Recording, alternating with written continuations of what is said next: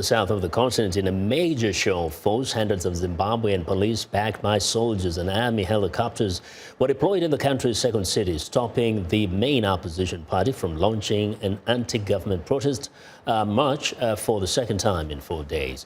The street march in Bulawayo was organized by the Movement for Democratic Change Party as it looks to rally nationwide support against the government of President Emerson Mnangagwa. The MDC accuses the government of repression and blames it for the country's worst economic crisis in a decade. The government banned the Sunday demonstration. A magistrate on Monday adjourned the party's appeal against that decision until 4 p.m. local time, when the protest had been due to end. Now, authorities clamped down on a similar gathering on Friday in Harare. Well, for more on the Zimbabwe protests, journalist Columbus Mavunga joins me live via phone from Harare. Good evening, Columbus. Good evening. Now, what are you hearing from Bulawayo? Was there any level of success in the MDC's planned protests? The opposition is saying they failed to take off.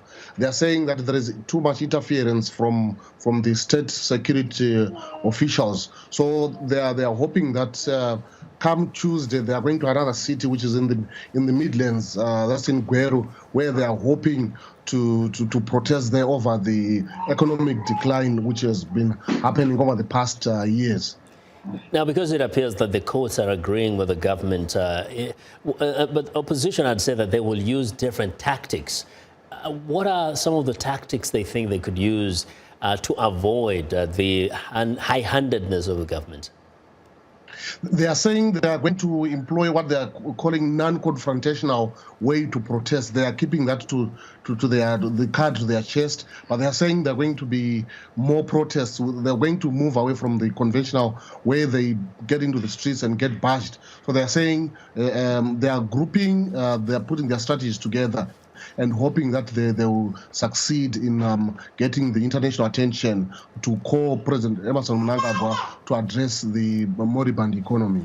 Very quickly, does the government actually acknowledge that the government is going through difficult times and that citizens have a legitimate reason to protest?